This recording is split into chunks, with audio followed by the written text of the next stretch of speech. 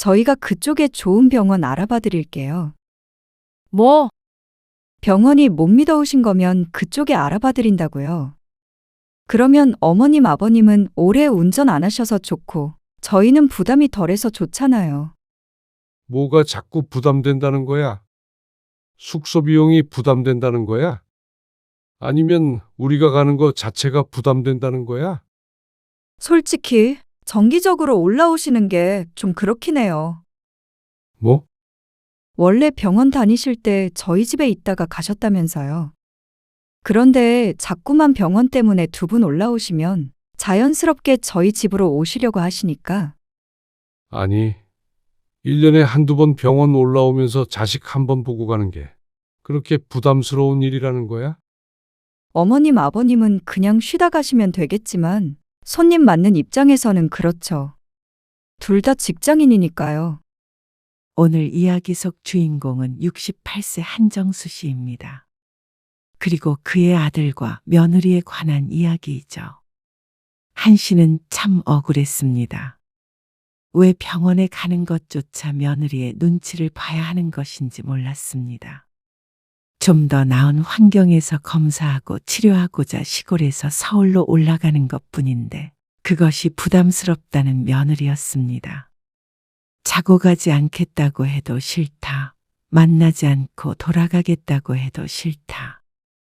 시부모가 범죄자도 아니고 반경 몇 킬로 안엔 접근 금지라도 해야 하는 건가 싶었습니다. 서울 바닥이 전부 아들 며느리의 집도 아닐진데 불편하니 병원도 시골로 다니라는 며느리가 괘씸했습니다. 그리고 거기에 동조하는 아들 또한 내 자식이 아닌 것만 같았습니다. 아들 며느리 마음 편하게 하자고 다니던 병원을 바꾸는 건 말이 안 됐습니다. 한 씨 부부가 준 집에서 살고 있는 아들 며느리라면 더욱 그래서는 안 되었습니다. 오라고 해도 안 갔겠지만 적어도 그 정도 예의는 차리는 자식이길 바랐습니다. 서울까지 가서 홀대 당하고 오는 날 한 씨는 결심했습니다. 그날의 일을 아들 며느리가 후회하도록 만들기로 말이죠. 한 씨는 아들이 하나 있었습니다. 어릴 적부터 공부를 잘해서 서울에서 대학을 나왔고 그 뒤로 쭉 서울에서 살고 있었습니다. 그리고 한 씨는 아들이 결혼하기 2년 전까지 서울에서 살다가 고향으로 내려왔습니다. 은퇴하면 한적한 곳에서 아내와 함께 텃밭이나 가꾸며 사는 게 꿈이었는데 꿈이 이뤄졌다면 이뤄진 것이었죠. 가끔 올라갈 일이 있을 때 아들을 만나고 명절엔 아들이 내려오고 그렇게 평범하게 살았습니다. 평범한 게 가장 행복한 일이었죠. 그러다가 아들이 결혼하면서 이야기가 조금 달라졌습니다. 혼수는 다 마련했어. 침대는 다음 주에 도착한대요. 그러면 끝이에요. 그래도 식전에 마무리됐네. 네, 유리가 이리저리 고생이 많았어요. 회사 다니면서 준비하느라. 그래. 수고했어. 아무튼간 싸우지 말고 잘 살아. 네. 집 감사해요. 아들이 신혼을 시작할 집은 한 씨의 집이었습니다. 한 씨가 고향으로 내려오기 전에 살던 집이었습니다. 세를 줄까 아니면 팔까 고민하다가 그냥 두었는데 정기적으로 서울에 오가야 하는 일이 있었기 때문이었습니다. 병원 가실 때는 언제든지 들르세요. 그래. 알았다. 물론 눈치 없이 병원에 갈 때마다 아들의 집에 가진 않겠지만 말이라도 고마웠습니다. 한 씨는 아들에게 그 집을 신혼집으로 내주었습니다. 처음부터 그렇게 계획한 것은 아니었지만 워낙 집값이 폭등하는 바람에 자연스럽게 그렇게 되었습니다. 대신 며느리가 혼수를 모두 채우기로 했기에 한 씨 부부도 큰 불만이 없었습니다. 병원에 갈 때마다 머물렀던 집이기에 불편해지긴 하겠지만 아들 가진 입장이기에 어쩔 수 없다고 여겼습니다. 사돈도 크게 보태주지 못하는 입장에서 한 씨에게 고마워했고 말이죠. 그렇게 아들은 결혼을 했습니다. 결혼 후 얼마 되지 않아 한씨 부부는 서울에 가게 되었습니다. 친척 행사와 병원 일이 겹쳐서 가는 김에 아들 며느리 얼굴을 보려고 방문한 적이 있었습니다. 열무 챙겼어요? 챙겼어. 이제 그만 담아. 둘이서 어떻게 이걸 다 먹어? 그래도 올라가는 김에 챙겨가면 좋지. 한씨는 부지런히 움직이고 있는 아내를 못 말리겠다는 듯이 바라보며 고개를 저었습니다. 차를 타고 갈 것이지만 짐이 한가득이었습니다. 요즘 젊은 사람들은 이런 것을 안 좋아한다고 해도 소용없었습니다. 자기 만족일 것이었죠. 한씨 부부는 그렇게 2시간 반 정도 차를 타고 아들네 집에 도착했습니다. 멀다면 멀고 가깝다면 가까운 정도였습니다. 오셨어요? 먼 길 오시느라 수고하셨어요. 아들 내외는 간단한 식사를 준비해 놓았습니다. 제가 요리를 잘 못해서요. 아이고, 먹을 거는 가져온 게 엄청 많아서 따로 더 안 꺼내도 돼. 한씨의 말에 아내가 시골에서 가져온 반찬과 먹을거리를 꺼내 놓았습니다. 그러자 며느리는 기가 질린 표정을 지었습니다. 준호 엄마가 손이 커. 나중에 식사를 마치고 설거지를 하는 며느리를 보니 너무 바리바리 싸들고 왔나 싶기도 했습니다. 그리고 머릿속에 다음부터는 이러지 말아야겠다 하고 입력했습니다. 그다지 반기는 기색이 아니었기 때문이었습니다. 주무시고 가실 거죠? 자고 가긴. 내려가 봐야지. 자고 가실 줄 알았는데. 늦었는데 운전하시게요. 아직 해도 안 졌는데 뭐. 이만 일어날게. 조심히 가세요. 간다는 말에 며느리의 안색이 지나치게 밝아지자 한씨는 조금 놀랐습니다. 아까부터 표정 관리가 쉽지 않은 모양이었습니다. 며느리와 몇 번 보지는 않았지만 그래도 싹싹하게 말도 붙여오고 했었는데 시부모와 한 공간에 오래 있는 건 불편한 모양이었죠. 다음에는 꼭 주무시고 가세요. 그래. 알았다. 글쎄 아들네 집에서 자고 갈 일이 많이 있을까 싶었습니다. 보통은 하루 자고 가긴 했지만 한씨 부부도 아들 부부의 집이 되어버린 이상 편하게 묵고 갈 생각은 들지 않았습니다. 며느리가 있으니 어쩐지 불편했습니다.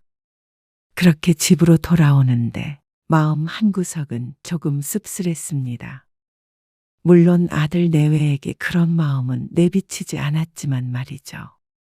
이후의 명절에도 며느리는 개인적인 일 때문에 참석하지 않았습니다. 아들 혼자 내려왔고 아들은 사과했습니다. 죄송해요. 결혼하고 첫 명절인데. 괜찮아. 저러는 건 넌데 못 오면 또 어때? 그래도요. 어머니 혼자 음식 준비하셨잖아요. 며느리가 온다고 음식 준비를 같이 할 수 있을까 싶었습니다. 명절에 음식 시켰다고 아들 내외가 이혼했다는 친구가 실제 한신의 동네에 있었습니다. 그 뒤로는 동네 사람들이 무서워서 며느리 못 부려먹겠다는 농담을 하곤 했는데 어쩐지 한씨는 그 일이 떠올랐습니다. 한씨는 아들의 사과를 들으며 또다시 씁쓸한 미소를 지었습니다. 그러던 어느 날이었습니다. 그러게 내가 서울 가서 검사 받자니까. 왜 검사를 2번 해요? 가까운데 놔두고 매번 서울 다니는 게 불편해서 그랬지. 그래도 병원은 아무 데나 가면 안 되죠. 한씨는 아내의 핀잔을 들어야 했습니다. 지난번 건강검진을 할 때 서울에 가자는 걸 한씨가 우기고 우겨서 근처에서 받았는데 결과가 좋지 않아 다시 검사받으러 서울에 가야 했습니다. 걱정도 되는 마음에 잔소리하는 아내의 마음은 이해가 갔죠. 준호야, 아빠 검진 받으러 서울에 올라갈 거거든. 근데 이틀 정도 있어야 할 것 같아. 아내가 한씨를 흘겨보며 아들과 통화를 했습니다. 그런데 어쩐지 아들의 반응이 좋지 않았습니다. 아, 제가 유리랑 상의해보고 다시 전화 드릴게요. 어? 알았어. 전화를 끊고 아내가 고개를 갸웃거렸습니다. 애들이 요새 바쁜가? 요즘에 안 바쁜 젊은이들이 어디 있어? 맞벌이하는 아들 부부라 바쁜 것은 당연할 것이었습니다. 그래서 서울에 간다고 연락하는 것도 조금 마음에 걸리긴 했습니다. 자는 것도 그냥 병원 근처에 숙소 구하자고. 아들 집 놔두고 왜 숙소를 구해요? 불편할 거 아니야. 나는 괜찮은데? 늘 지내던 집인데 뭐가 불편해요? 아니, 우리 말고 준호네가 불편하겠지. 에이, 밥 한 끼 같이 먹고 잠만 자고 나오면 되죠. 며느리는 부담되지 않겠어? 밥도 차리고 잠자리도 봐주고 하려면 그런가? 한 씨의 말에 아내가 고개를 갸웃거렸습니다. 그래도 1년에 몇 번이나 된다고. 한두 번 될까 말까인데. 그 정도도 부담스럽나? 그럴 수 있겠지. 옛날에는 시부모님이 한 달 내내 머물다 가신 적도 있고 그런데. 언제적 얘기를 하는 거야. 한 씨는 아내의 말을 듣고 웃었습니다. 옛날엔 그러던 때가 있었습니다. 한 씨 부부가 서울에 살 때 한 씨의 부모님이 시골에서 올라와 한 달 동안 지낸 적도 있었는데 그때 아내에게 참 고마웠습니다. 얼마나 살뜰하게 모시던가. 한 씨도 덩달아 아내에게 잘하게 되었습니다. 한 씨 부부는 잠시 아들의 연락을 기다렸습니다. 상의해본다기에 기다리긴 했지만 뭘 상의해본다는 것인지는 알 수 없었습니다. 그런데 1시간쯤 뒤에 아들에게서 전화가 왔는데 미안한 기색이 역력했습니다. 오시는 건 좋은데 죄송하지만 저희가 숙소를 따로 예약해 드리려고 하는데 괜찮으세요? 숙소를 예약해 주겠다고?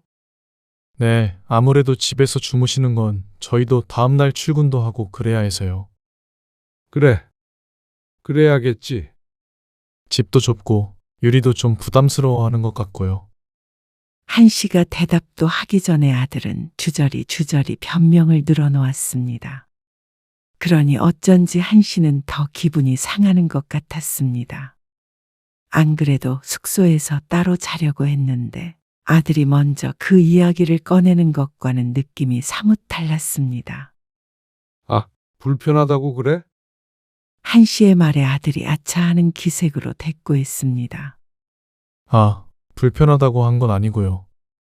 그냥 좀 그럴까 봐요. 아들이 말을 얼버무리며 마무리했습니다. 그래.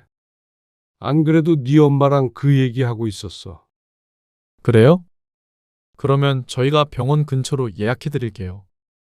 그래. 한 씨는 예약해주겠다는 아들의 말을 굳이 마다하지 않았습니다.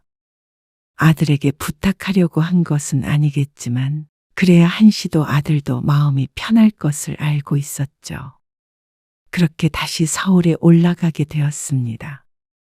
아들이 어디에 숙소를 예약했다며 아내의 휴대폰에 메시지를 넣어주었습니다. 그리고 건강검진 전날 오후에 서울로 출발하며 아들에게 전화를 걸었습니다. 지금 출발하니까 한 7시 반쯤에 도착할 거야. 네. 운전 조심하세요. 그래. 도착할 때쯤에 연락할게. 네? 네, 알겠습니다. 한 씨는 전화를 끊고 운전대를 잡았습니다. 밥은 그냥 준호네 집 근처 식당에서 간단하게 먹고 숙소로 가요. 그래야지.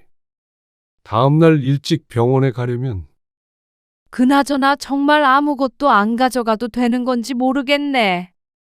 그래도 오랜만에 아들 보는 건데. 지난번에 준호가 하는 말 못 들었어? 전에 서울에 방문하고 얼마 뒤에 아들에게서 전화가 왔었습니다. 아내가 싸간 음식을 처리하느라 힘들었다며 다음엔 빈손으로 오길 부탁했죠. 아, 그랬지. 그리고 거의 아들 집 근처에 도착했을 즈음에 한 씨가 아내에게 말했습니다. 준호한테 전화 넣어봐. 거의 다 왔다고. 잠깐만요. 아내가 휴대폰을 꺼내 아들에게 전화를 걸었습니다. 잠시 뒤에 전화를 받았는지 아내가 반갑게 이야기했습니다. 준호야. 거의 다 왔거든? 아, 서울 도착하셨어요? 집에 거의 다 왔어. 길이 하나도 안 막혀서 한 10분쯤 뒤에 올라갈 테니까 알고 있으라고. 집에요? 무슨 집이요? 너희 집. 저희 집이요? 전화기 너머로 들리는 대화가 너무 이상했습니다. 서로 무슨 말을 하는지 못 알아듣고 있는 듯 했죠. 숙소 예약해 드렸잖아요. 아, 알지. 숙소는 이따가 갈 거고. 너희 집에 일단 도착했다고. 저희 집에 오신다고요? 아, 같이 저녁 먹고 가려고 했지. 그제서야 아내도 이상한 걸 알고는 말끝을 흐렸습니다. 아들은 난감한 기색을 보였습니다. 저는 집에 오실 줄 모르고요. 유리랑 밖에 좀 나왔어요. 어? 그래? 우린 저녁 같이 먹는 줄 알았지. 전 숙소에서 주무시니까 당연히 그쪽에서 따로 식사하실 줄 알았어요. 서로 크나큰 오해를 하고 있었던 모양이었습니다. 아내는 서운한 기색이 역력했습니다. 그러면 여기까지 왔는데 얼굴 한번 안 보고 가라는 얘기였어? 아, 그런 뜻이 아니고요. 잠은 밖에서 자더라도 그래도 한 번은 볼 줄 알았어. 지난번에 명절에 보고 못 봤으니 시간이 꽤나 흘렀습니다. 아내가 섭섭해하는 것도 이해가 갔습니다. 아무리 그래도 외출한 거면 바쁜 것도 아닌데 좀 보고 가지. 죄송해요. 거기까지 생각을 못했어요. 오랜만에 부모가 먼 길을 올라왔는데 그런 생각조차 하지 않았다는 게 한시 부부로서는 서운할 수밖에 없었습니다. 버선발로 맞아주길 바란 건 아니었지만 적어도 자식으로서 얼굴 한번 비추는 건 당연하다고 생각했죠. 됐어. 그냥 숙소로 가겠다고 해. 하지만 한씨는 속마음과 다른 얘기를 꺼냈습니다. 외출했다며 저렇게 난감해하는데 몰아붙인다고 뭐가 달라질까 싶었습니다. 알았어. 끊을게. 네. 죄송해요. 다음에는 같이 식사해요. 내일 검사받고 전화 주세요. 그래. 알았다. 아내는 전화를 끊고 아무 말도 없이 휴대폰만 내려다보았습니다. 어차피 시간도 촉박했잖아. 숙소로 가서 느긋하게 쉬면 되지. 맛있는 거 먹고. 한씨가 그런 아내를 위로하듯이 말했습니다. 자식은 결혼하면 남이 된다는 얘기는 들었어도 요즘처럼 내 아들이 멀게 느껴진 적이 없어요. 어쩌겠어. 준호도 자기 가정이 생긴 건데. 언제까지 부모 생각만 하면서 살아. 아무리 그래도 아내의 말은 이해가 갔습니다. 1년 전에 서울에 방문한 뒤로 명절 때를 제외하고는 아들은 볼 수 없었습니다. 지난번 아내의 생일에는 생일인 것도 있는 바람에 전화 한 통 받지 못했고 말이죠.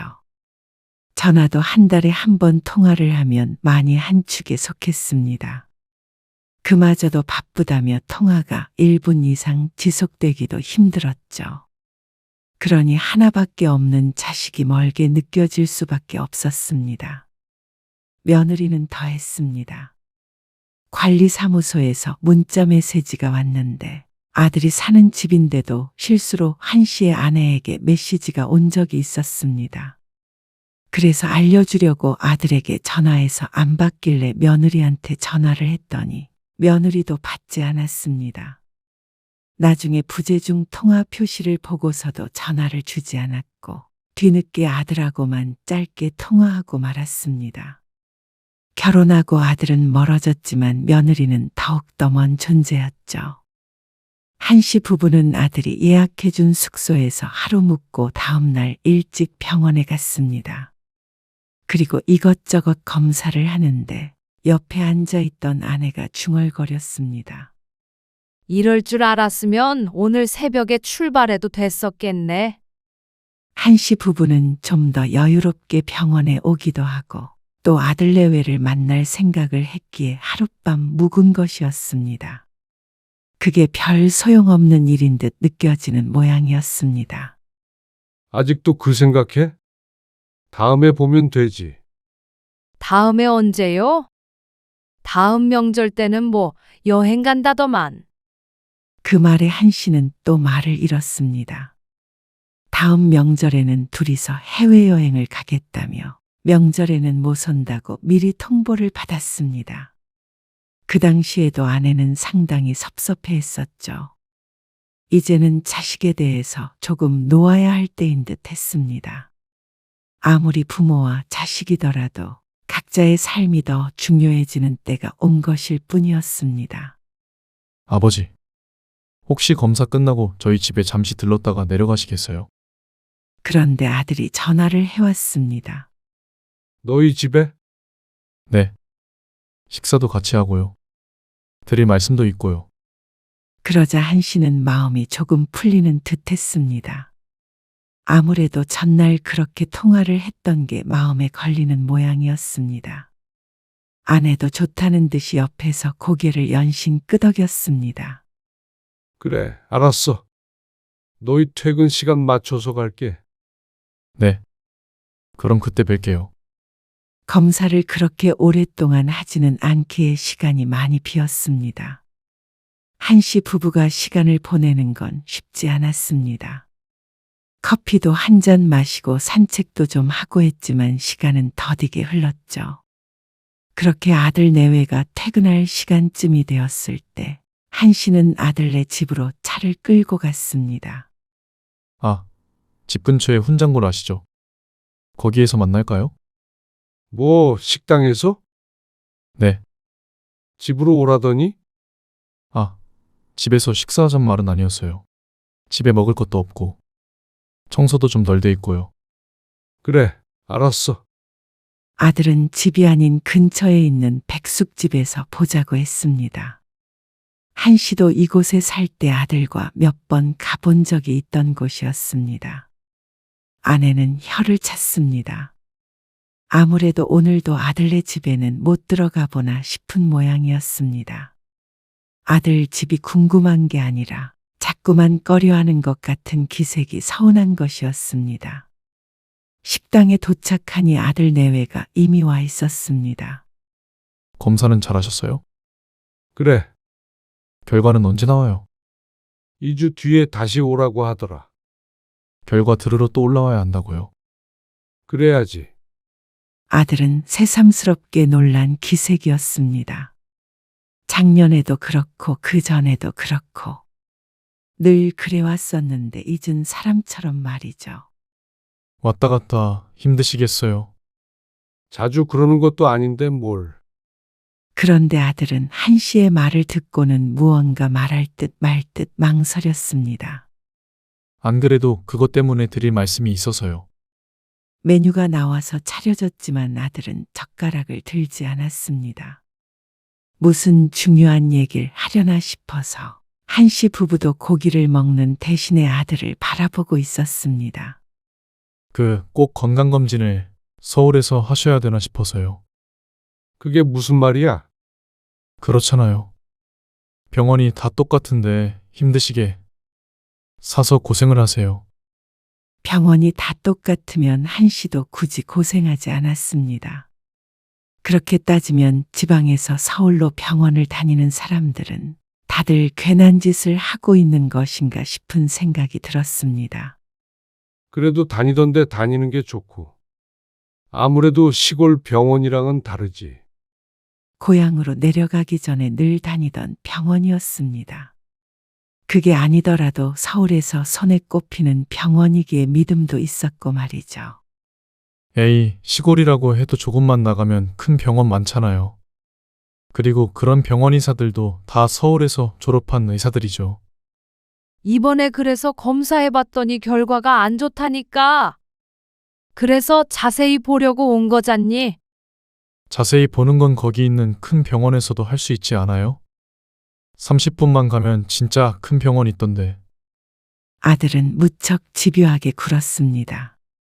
서울 병원가 왼수 진 것도 아니고 한 씨가 아들에게 병원에 데려다 달라고 한 것도 아닌데 왜 이러나 싶었습니다. 말은 엄마 아빠 힘들까봐 그렇다는데 그게 아닌 듯 했죠. 됐어. 건강이 가장 중요한데 검사를 대충 할 수는 없지. 그게 아니고요. 자꾸 이렇게 올라오시면 저희도 좀 부담스럽기도 하고. 부담스럽다니? 이번에도 당연히 저희 만나고 가시려고 하셨잖아요. 그게 부담스러워? 밥 한 끼 먹는 게? 그렇다기보다는 하루 묵고 가시는데 밖에다가 숙소 얻어드리는 저희 마음도 편치 않기도 해요. 왜? 너희 집에서 자는 것보다는 낫지 않아? 한 씨의 말이 아들의 전곡을 찌른 듯 했습니다. 아들은 헛기침을 마구 했습니다. 그러자 옆에 있던 며느리가 한마디 보탰습니다. 저희가 그쪽에 좋은 병원 알아봐 드릴게요. 뭐? 병원이 못 믿어오신 거면 그쪽에 알아봐 드린다고요. 그러면 어머님 아버님은 오래 운전 안 하셔서 좋고 저희는 부담이 덜해서 좋잖아요. 일석이조라며 웃는 며느리의 어이가 없었습니다. 뭐가 자꾸 부담된다는 거야? 숙소 비용이 부담된다는 거야? 아니면 우리가 가는 것 자체가 부담된다는 거야? 솔직히 정기적으로 올리오시는 게 좀 그렇긴 해요. 뭐? 원래 병원 다니실 때 저희 집에 있다가 가셨다면서요. 그런데 자꾸만 병원 때문에 두 분 올라오시면 자연스럽게 저희 집으로 오시려고 하시니까. 아니, 1년에 한두 번 서울 올라오면서 자식 한 번 보고 가는 게 그렇게 부담스러운 일이라는 거야? 어머님 아버님은 그냥 쉬다 가시면 되겠지만 손님 맞는 입장에서는 그렇죠. 둘 다 직장인이니까요. 맞벌이하면 부모도 못 만나고 사는 건가 싶었습니다. 말도 안 되는 소리에 기가 찼습니다. 그러면 안사돈도 한 번도 안 오신다는 말이야? 그러자 며느리가 잠시 할 말을 잃은 듯 입을 꼭 다물었습니다. 지난번에 아들과 통화할 때도 그렇고 지지난번에도 그렇고 안사돈이 아들 집에 왔다 간 것을 뻔히 알고 있었습니다. 그래서 더욱 괘씸했습니다. 자식 입장에서 부모 방문이 부담스러워서 그렇다고 해도 이해가 가지 않겠지만 그 부담스럽다는 게 시부모만을 뜻한다면 그건 얘기가 완전히 달라졌습니다. 그리고 아무리 그렇다고 한들 어떻게 놀러 오는 것도 아닌데 병원도 오지 말란 소리를 할 수 있는지 몰랐습니다. 너희 마음 불편하니까 병원도 마음대로 가지 말란 소리야? 그렇게 말씀하시면 조금 이상하게 들리는데. 이상하게 들리는 게 아니라 너희가 이상한 말을 한 거야. 한 씨가 언성을 조금 높이며 말했습니다. 어떻게 포장을 한 듯 결론은 같았습니다. 결국에는 이런 식의 방문이 달갑지 않다는 것이었죠. 우리가 병원에 온다고 너희 집에서 자겠다는 것도 아니고 한상 거하게 차려달라는 것도 아니고 병원에 같이 가자는 것도 아니잖냐. 근데 뭐가 그렇게 부담스럽고 불편해서 오지도 말라는 거야. 아니, 이번에도 당연히 저희 집으로 오셨잖아요. 우리가 아니더라도 누구나 그렇게 생각했을 거야. 늘 보는 사이도 아니고 어쩌다 한번 오는 부모를 그냥 보낼 생각을 하는 너희가 상식적이지 못한 거지. 요즘엔 그렇지도 않아요. 당연히 자식에게 동의를 구하고 정식으로 약속을 잡으셨어야죠. 기가 차서 말도 나오지 않았습니다.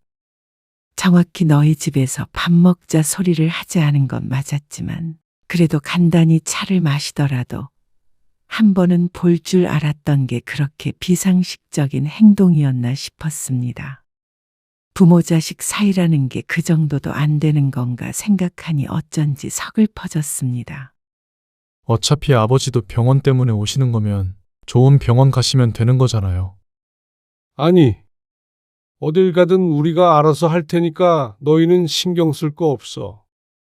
어떻게 신경을 안 써요? 올라오신다고 저희한테 연락을 안 하실 것도 아니잖아요. 그걸 원하면 그렇게 하마. 전화도 안 하고 조용히 올라왔다가 가면 되냐? 어떻게 그렇게 돼요? 저희도 마음 불편하죠. 맞아요. 꼭 집 주셨으니까 당연히 저희 집에서 머물러야 된다고 생각하시는 것 같아서 사실 좀 섭섭하기도 했어요. 준호 씨가 말은 안 하지만 많이 마음 써요.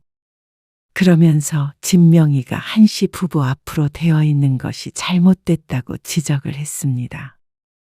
저희 집이 아니니까 더 그런 생각이 드는 것 같고, 그러니까 어머님, 아버님 오신다고 하면 더 불편하고 그런 것 같아요. 그래서 너희 달라고 그 소리 하는 거야. 이미 아들 며느리 줬다고 생각한 집이긴 했습니다. 명의는 크게 중요하다고 생각하지 않았습니다. 어차피 자식이 하나이기에 그게 그거라고 생각했는데 아들 내외는 달리 생각한 듯 했습니다. 이전 같았으면 대수롭지 않게 아들 명의로 바꿔줬을지도 몰랐습니다. 하지만 이제는 그럴 마음이 전혀 들지 않았습니다. 아니, 괘씸해서라도 안 될 것 같았습니다. 그 집 때문에 그렇게 마음이 불편하다니까. 그러면 너희가 그 집에서 나오면 되겠네. 네? 너희 말 들어보니까 그게 맞는 것 같다. 늘 왔다 갔다 해야 하는 서울이라서 집을 남겨놨는데 당연히 그 집에서 자야지. 숙소가 웬 말이야? 아버지, 병원을 바꿀 게 아니라 집을 돌려받으면 되겠네. 얘기가 어떻게 그렇게 돼요? 말이 안 되죠? 말이 되든 안 되든 그게 무슨 상관이야? 나도 맘 편히 병원 다니려면 서울에 집 한 채는 역시 있어야겠다. 이왕 이렇게 된 거 너희가 나와서 살아. 아버님, 이러시는 법이 어디 있어요? 그러면 부모가 자식한테 집을 주라는 법도 있냐? 아들과 며느리는 크게 놀란 듯 했습니다. 다급히 말을 쏟아뱉기 시작했습니다. 꼭 오지 말라고 말씀드린 건 아니었어요. 그냥 오가기 힘드실까봐 좋은데 알아봐 드리냐고 여쭤본 거였죠. 그게 싫으시면 강요 안 해요. 지금처럼 왔다 갔다 하세요. 그래. 지금처럼 왔다 갔다 할 테니까 빨리 좀 집 비워줘라. 아니, 아버님. 그러면 저희는 어디로 가나요? 집 안 받았어도 길에서 살진 않았을 거 아니냐? 그동안 공짜로 산 돈은 안 받을 테니까 전세를 구하든 월세를 구하든 너희 힘으로 살아. 아버지, 이러시면 정말 곤란해요. 아니, 우리가 그동안 너한테 너무 많은 걸 준 것 같다. 부모의 사랑이 부담스럽다면 줄 이유가 전혀 없지. 대신 우리도 병원 온다고 전화하지 않을 거고, 나중에 너희 도움 바라지도 않으마. 너희도 부모 도움 바라지 말고 살아라. 그냥 왔다 갔다 하시라니까요. 지금처럼요. 저희 집으로 오시면 되잖아요. 어차피 1년에 한두 번이라면서요. 그래. 1년에 한두 번도 너희는 싫다고 한 거지. 생각해보니 아주 그 집을 팔아야겠다는 생각도 든다. 지금처럼 한두 번 숙소에서 묵으면 그게 훨씬 이득이네. 그러고는 식사도 하지 않을 채 자리에서 일어났습니다. 아들 내외는 다급히 붙잡았지만 한씨 부부는 그 손을 뿌리쳐버렸습니다. 그리고 당장 집으로 내려오는 길에 당장 부동산에 전화해 집을 내놨습니다. 그렇다고 마음이 편한 건 아니었지만 지금 하는 꼴을 보니 나중에 부모가 더 늙고 아프면 챙겨줄 자식이 아니었습니다. 그렇다면 그런 자식에게 집을 물려주느니 부부의 노후를 스스로 챙기는 게 현명할 듯 했습니다. 부모의 도움으로 편히 산 것은 모르고 조금도 불편한 게 싫다면 한씨 부부도 그런 자식을 챙길 이유가 없었습니다. 한씨 부부는 정말로 집을 매매해버렸습니다. 그리고 잔금날 아들 내외는 그 집을 나와야만 했습니다. 원망 가득한 음성으로 한씨에게 전화를 걸었지만 한씨는 차갑게 전화를 끊었습니다. 아들 내외는 뒤늦게 땅을 치고 후회했지만 이미 늦었죠.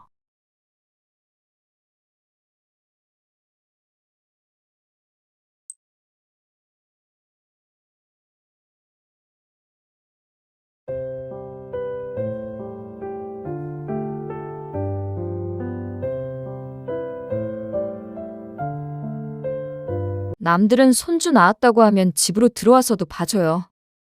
저는 솔직히 손주 낳아드리면 지분 명의를 바꾸라고 하실 줄 알았어요. 당신, 어머니한테 무슨 말을 하는 거야? 그렇잖아. 내가 내 몸 망가져가면서 애도 낳아줬는데 애 좀 봐달라는 부탁도 거절하시고 그렇다고 뭘 해주신 것도 아니고 애를 낳아줬다니? 도대체 애를 누가 누구한테 낳아줬다는 거야? 저 아니면 어머님, 아버님 손주를 누가 낳아주나요? 가는 게 있으면 오는 게 있어야 하는 거 아니에요? 저도 섭섭한 거 많았지만 참고 살았는데 이건 해도 해도 너무해요. 도대체 그 명의가 뭐라고? 애 낳고 같이 살고 있으면 좀 와이프 명의로 바꿔줄 수도 있는 문제 아니에요? 왜 꼭 이혼을 염두에 둔 것처럼 다들 그러는지 정말 비참하네요. 이혼도 안 할 거고 명의가 중요한 것도 아니면 그냥 이대로 살면 되지 않냐? 너희가 살고 있는 너희 집이잖아. 그리고 자꾸만 애를 낳아줬다고 그러는데 애 낳아주면 집을 줘야 한다는 말이 할 소리야? 그리고 누가 손주 갖고 싶다고 낳아달라고 그랬어? 그러면 어머님은 애 안 보고 살아도 된다는 말씀이세요? 당신 도대체 왜 그래? 왜 자꾸 명인이 뭐니 해가면서 분란을 만들어? 부모님 덕에 여태까지 편히 우리 집에서 산 거는 감사하다는 생각이 전혀 안 들어? 오늘 이야기 속 주인공은 63세 신명희 씨입니다.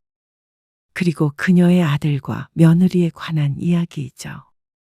심 씨는 인색한 사람이 아니었습니다.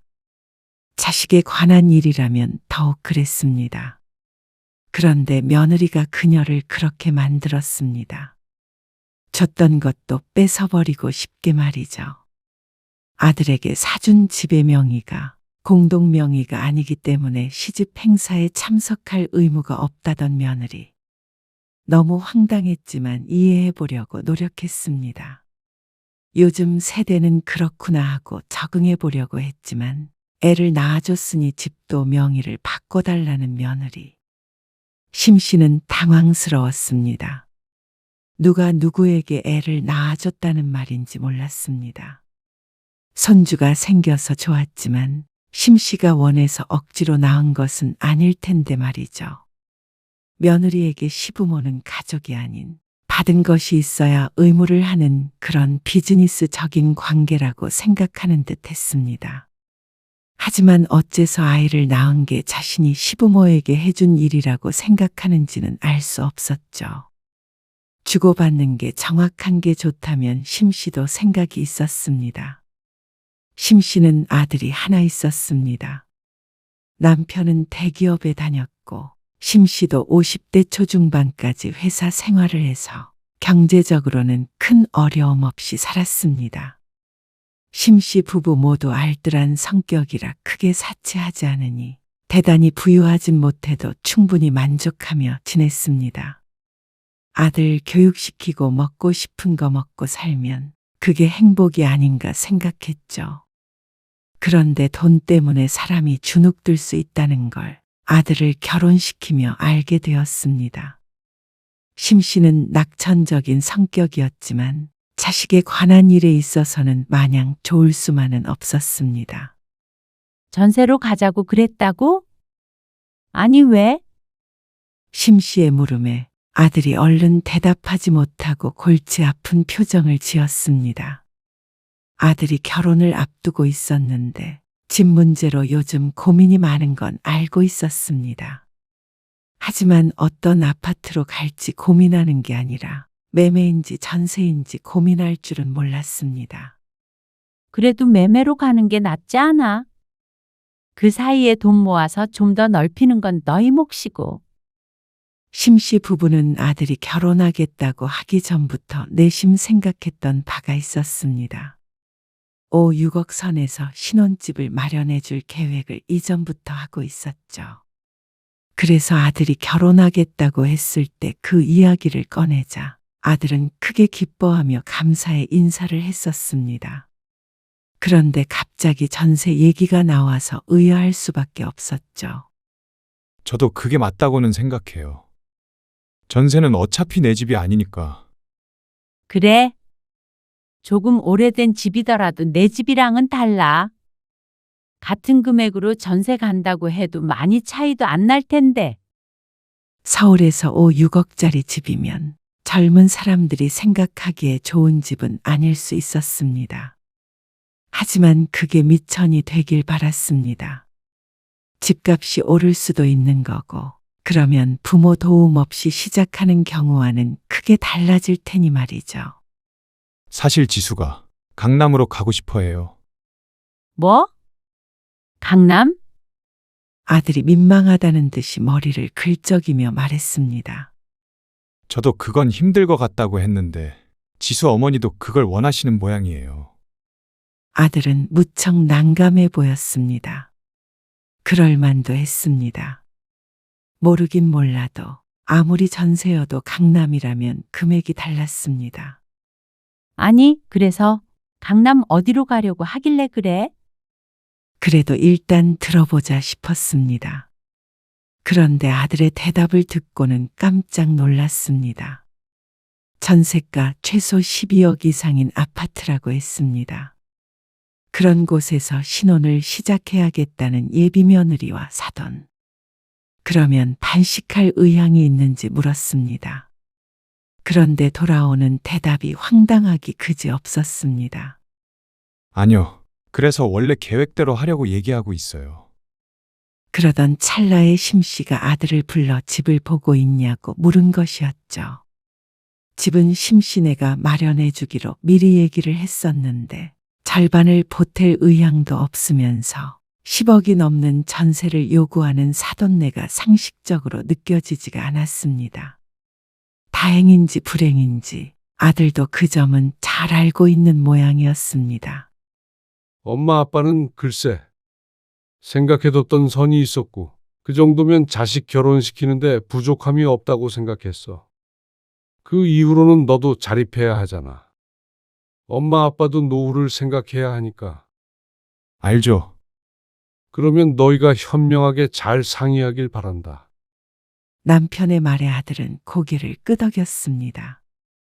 강남으로 가겠다고 우기지는 않을 모양이었습니다. 그리고 그 때문에 한참 동안 시끄러웠습니다. 아들도 무척 괴로워하기도 했고, 심지어 심씨가 안사돈에게 전화를 받은 일도 있었습니다.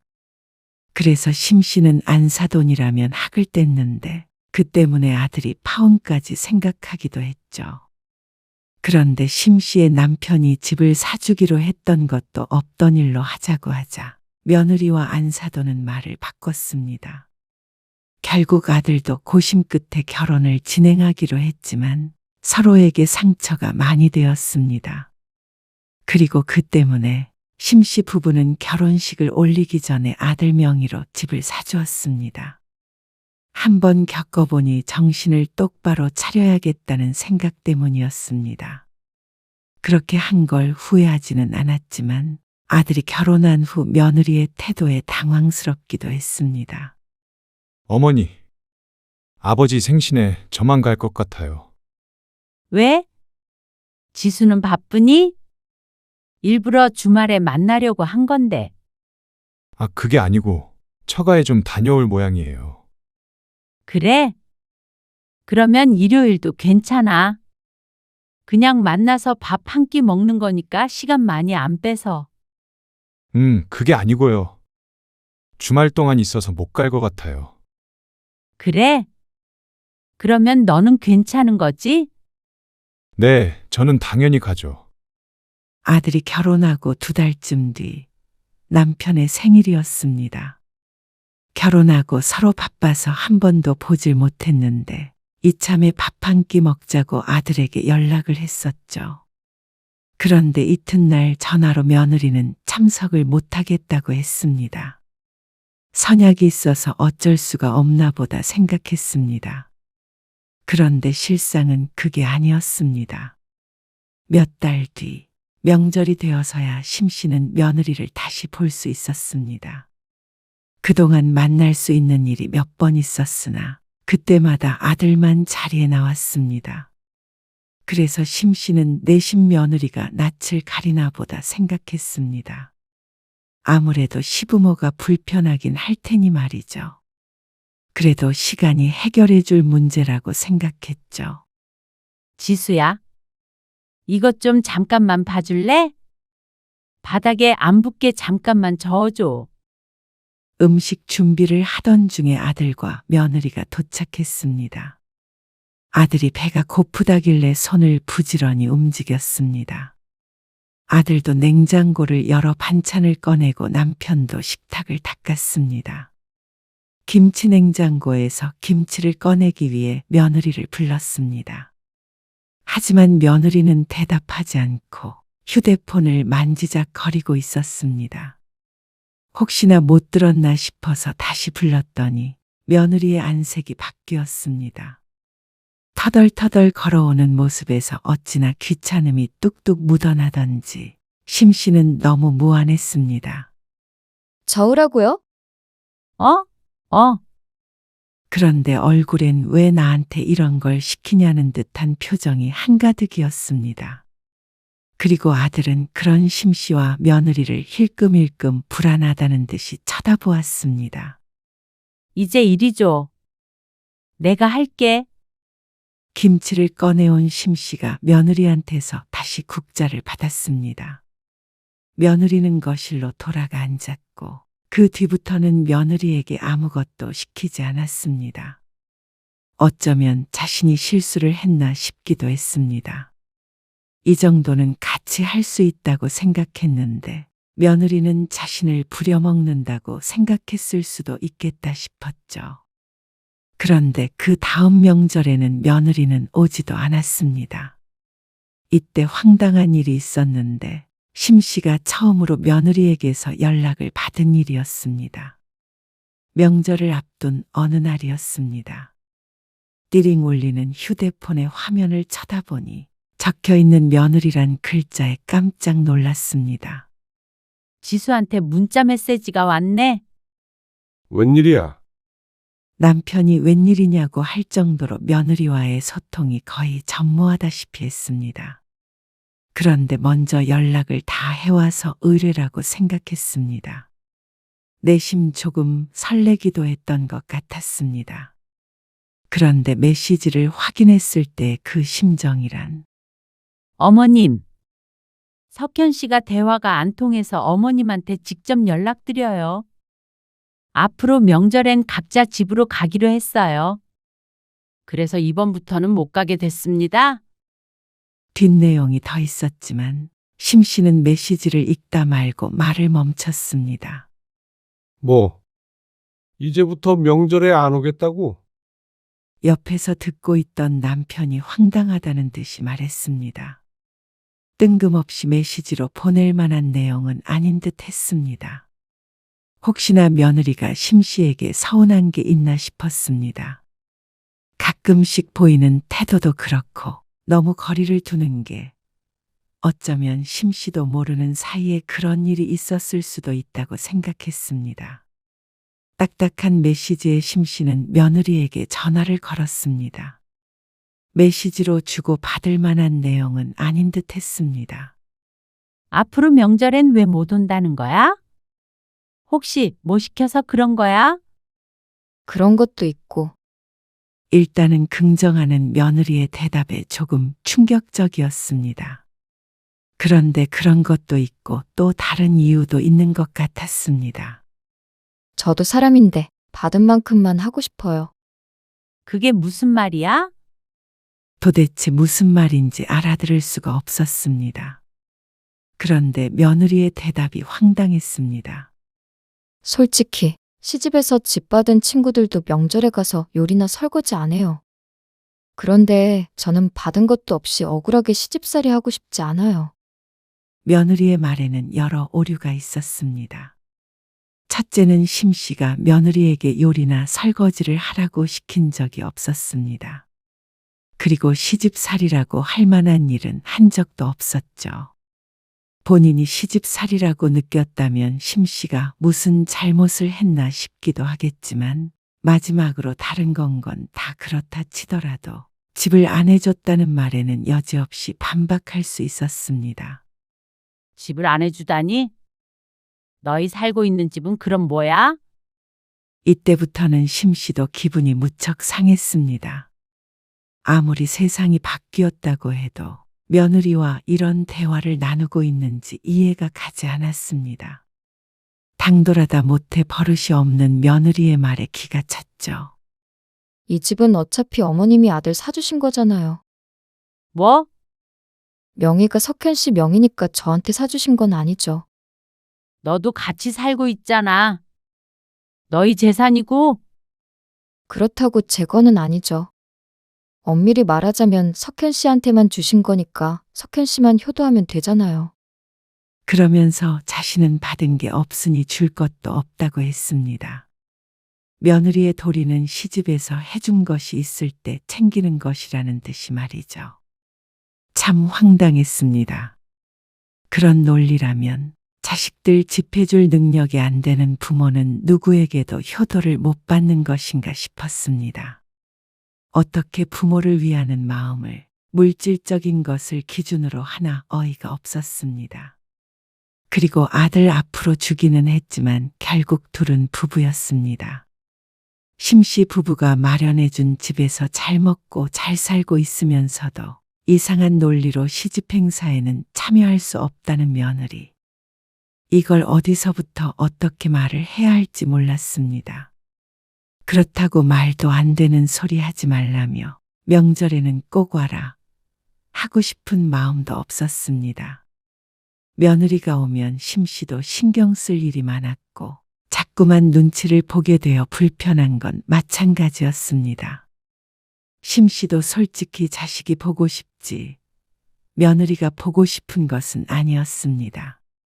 살가운 며느리였다면 또 모를까 이렇게 차갑고 시부모 알기를 우습게 하는 며느리는 심씨도 굳이 가까이 두고 싶지도 않았죠.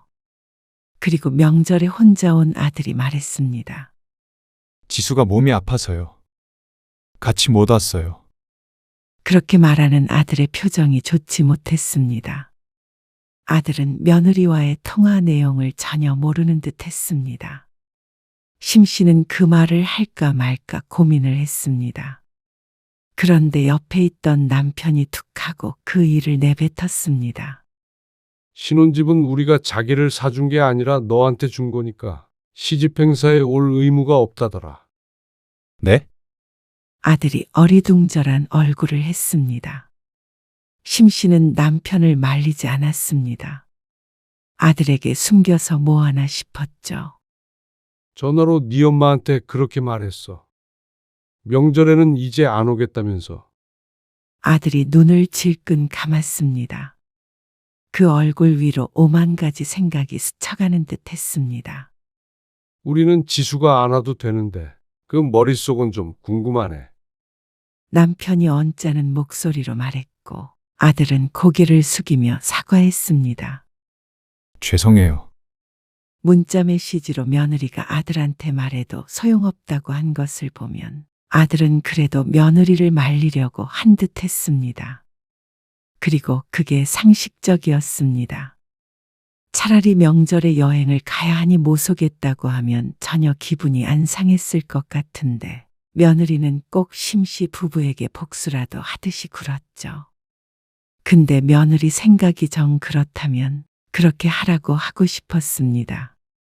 굳이 심씨 집안 행사에 오지 않아도 됐습니다. 그리고 그 뒤로 며느리는 심씨 부부와 연이라도 끊을 듯이 굴었습니다. 그리고 아들은 그 사이에서 괴로워했습니다. 아들의 심정을 짐작해서 심씨는 짐짓 아무렇지도 않은 듯 지냈습니다. 그리고 시간이 점차 지나니 모두들 그런데면대면한 관계에 적응을 해나갔습니다. 심씨 부부도 그렇고 아들도 그렇고 말이죠. 2년쯤 뒤에 며느리는 임신을 했습니다. 그 소식을 알리는 아들의 미소를 보니 아무렴 어떤가 하는 생각이 들었습니다. 둘이서만 잘 살면 된다고 여겼죠. 그러다가 얼마 뒤 남편이 갑작스러운 뇌출혈로 입원을 하게 되었습니다. 아버지 괜찮으세요? 괜찮진 않으신데 그래도 큰일 안 생겨서 다행이야. 잠깐만 석현아, 나중에 통화하자. 네. 내일 갈게요. 그래, 그래. 전화할게. 심 씨는 급하게 전화를 끊었습니다. 심 씨는 남편의 병간호에 정신이 없었습니다. 그리고 다음 날 아들은 퇴근해서 병원을 찾았습니다. 혼자 왔니? 그런데 며느리는 보이지 않았습니다. 아, 네. 아들은 변명을 하려다 말았습니다. 그리고 심 씨도 묻지 않았습니다. 말하지 않아도 알 것 같았습니다. 그런데 심 씨는 며느리에게 너무 서운했습니다. 더 실망할 것도 없다고 생각했는데 그게 아닌 듯 했습니다. 아무리 그대로 시아버지가 병원에 입원했는데 얼굴도 안 비추나 싶었습니다. 배가 어느 정도 불러오자 휴직을 한 며느리는 지금도 집에 있을 게 분명했습니다. 그리고 그런 며느리를 데리고 오지 않은 아들에게도 섭섭한 마음이 들었습니다. 아무리 가정의 평화가 중요하다지만 아들이 이렇게 무르게 군이 며느리도 더욱 시부모를 무시하는 듯 했죠. 아들은 이만 돌아가 보겠다고 했습니다. 심 씨는 아들에게 인사를 하고 앉아 있다가 그 뒤를 쫓아갔습니다. 아무래도 한마디 해야겠다 싶어서였습니다. 그런데 아들은 병실 복도를 걸으며 통화 중이었습니다. 뭐? 어떻게 말을 그렇게 해? 내가 와서 아버지 병간호를 해달라고 한 것도 아니었잖아. 며느리인 모양이었습니다.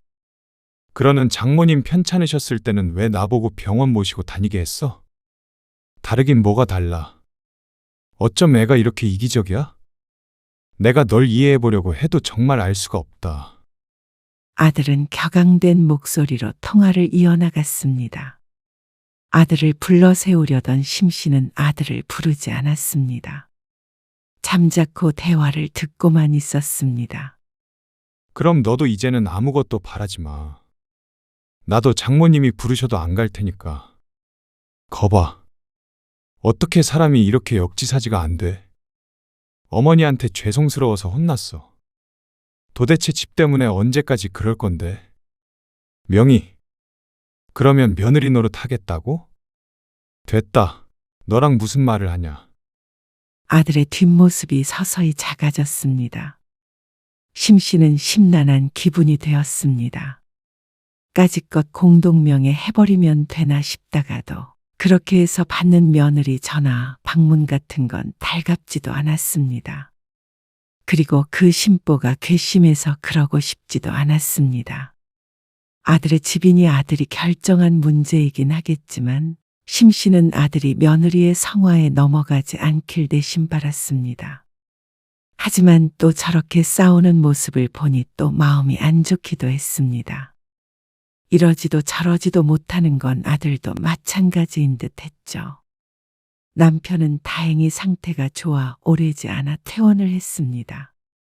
집에서 휴식을 취해야 하긴 했지만 큰 문제가 없었습니다. 그리고 며느리는 3달 뒤 출산을 했습니다. 애기 보러 한번 오셔야죠. 언제쯤 가면 좋을까? 100일은 지나야 한다고 그러더라고요. 그러면 보름쯤 뒤에 아버지랑 갈게. 심 씨는 자신에게도 손주가 생겼다는 사실이 신기했습니다. 첫 손주는 각별하다더니 사진만 보아도 예뻤습니다. 아들이 늘 사진이나 동영상을 보내주긴 하지만 직접 안아보고 싶은 마음도 있었습니다. 그건 남편도 마찬가지라 약속을 잡은 뒤로는 늘 달력을 쳐다보고 있는 듯 했습니다. 아이고, 예쁘다, 예뻐. 처음 본 손주는 마치 천사 같았습니다.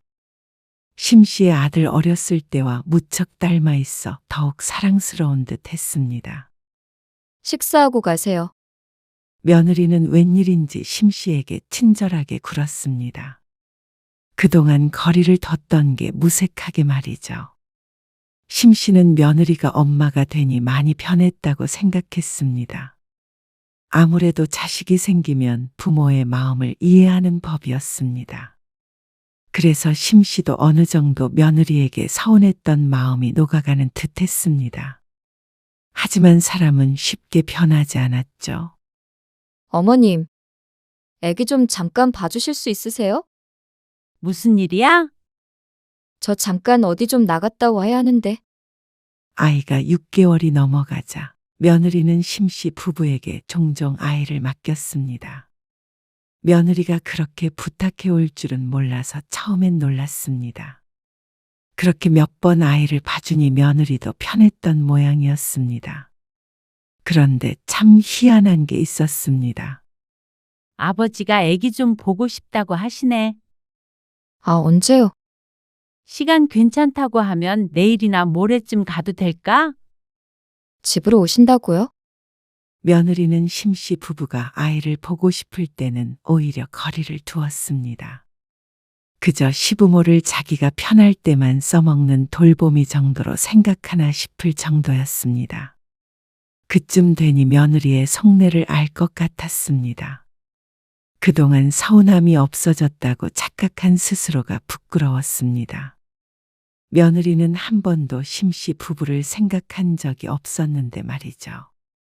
그래서 심씨 부부도 더 이상 아이를 봐주지 않았습니다. 그런데 며느리는 도리어 심씨 부부에게 섭섭해했습니다. 남들은 손주 낳았다고 하면 집으로 들어와서도 봐줘요. 또다시 누군지도 모를 남들과 비교하는 며느리. 그러면서 한다는 소리가 놀라울 지경이었습니다. 저는 솔직히 손주 낳아드리면 집은 명의를 바꾸라고 하실 줄 알았어요. 석현 씨도 그렇게 말이에요. 무슨 말을 하는 거야? 그렇잖아. 내가 내 몸 망가져가면서 애도 낳아줬는데 애 좀 봐달라는 부탁도 거절하시고 그렇다고 뭘 해주신 것도 아니고. 애를 낳아줬다니? 황당하기 그지없는 발언이었습니다. 아들도 이해가 안 가는지 자꾸만 하며 헛웃음을 내뱉었습니다. 도대체 애를 누가 누구한테 낳아줬다는 거야? 그러면서 애를 볼모로 협박을 하는 듯 했습니다. 저 아니면 어머님, 아버님 손주를 누가 낳아주나요? 가는 게 있으면 오는 게 있어야 하는 거 아니에요? 저도 섭섭한 거 많았지만 참고 살았는데 이건 해도 해도 너무해요. 도대체 그 명의가 뭐라고 공동명의도 안 해주고 애 낳고 같이 살고 있으면 좀 와이프 명의로 바꿔줄 수도 있는 문제 아니에요? 왜 꼭 이혼을 염두에 둔 것처럼 다들 그러는지 정말 비참하네요. 이혼도 안 할 거고 명의가 중요한 것도 아니면 그냥 이대로 살면 되지 않냐? 너희가 살고 있는 너희 집이잖아. 그리고 자꾸만 애를 낳아줬다고 그러는데 애 낳아주면 집을 줘야 한다는 말이 할 소리야. 그리고 누가 손주 갖고 싶다고 낳아달라고 그랬어? 그러면 어머님은 애 안 보고 살아도 된다는 말씀이세요? 어떻게 얘기가 그렇게 되는지 몰랐습니다. 며느리는 도저히 말이 통하지가 않았습니다. 당신 도대체 왜 그래? 왜 자꾸 명인이 뭐니 해가면서 분란을 만들어? 부모님 덕에 여태까지 편히 우리 집에서 산 거는 감사하다는 생각이 전혀 안 들어. 분란? 분란은 내가 만든 게 아니라 석현 씨가 만든 거지. 그리고 나한테 줘야 감사하지. 자기 아들한테만 준 거를 왜 내가 감사해야 해? 아들은 잠시 말이 없었습니다. 자기 아들. 그러자 며느리가 그제서야 말실수를 했다는 듯이 말했습니다. 아니, 그렇잖아. 내 입장도 좀 생각해 줄 수 없어? 며느리로서 충분히 서운할 수 있는 문제잖아. 그러니까 집이 문제네. 늘. 그러자 며느리가 입을 꼭 다물었습니다. 죄송해요. 이만 가볼게요. 아들이 짐을 챙겼습니다. 모처럼 같이 식사를 하려던 게 싸이만 틀어진 듯 했습니다. 며느리는 입술을 꼭 깨물더니 아들을 따라 나갔습니다. 심씨 부부는 뺨이라도 맞은 듯 그 자리에 서 있었습니다. 개인적이고 당돌한 성격인 줄은 알고 있었지만 이렇게 아나무인인 줄은 몰랐습니다. 아들의 질린다는 그 표정을 보니 그동안 둘의 사이도 순탄치는 않았구나 하는 생각이 들었죠. 심씨 부부는 동시에 한숨을 쉬었습니다. 이럴 줄 알았으면 아무것도 안 해주는 건데 말이야. 며느리에게 명의를 주거나 공동 명의를 했다고 한들 평화롭지 않았을 것 같았습니다. 돈 좀 더 보태서 강남 아파트를 사달라고 했을지도 모르는 일이었습니다. 며느리라면 정말로 그럴 것 같았습니다. 그냥 우리는 신경 끄고 삽시다.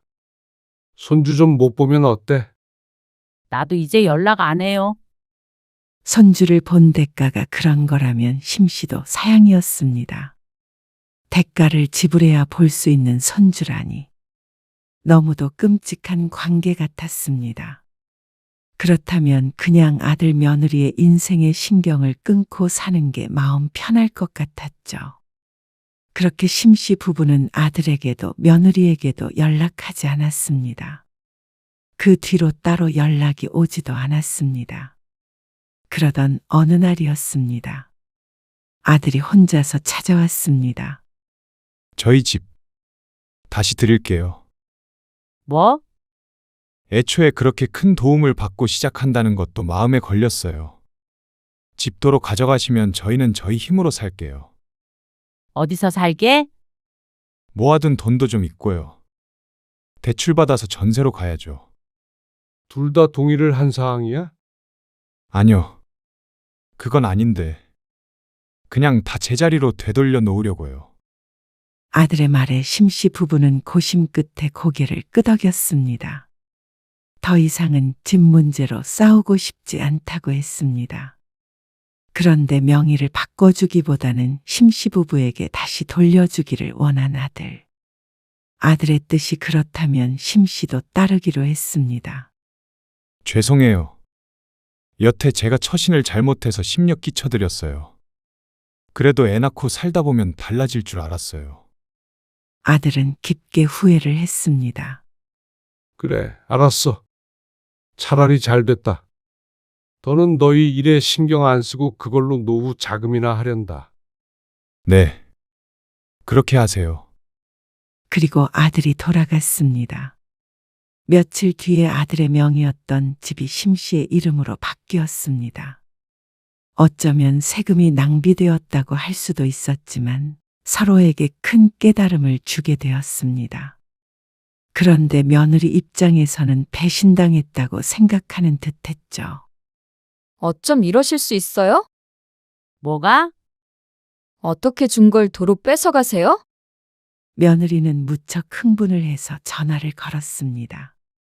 그리고 심씨는 차분하게 대꾸했습니다. 그게 왜 네가 화낼 일이니? 당연하죠.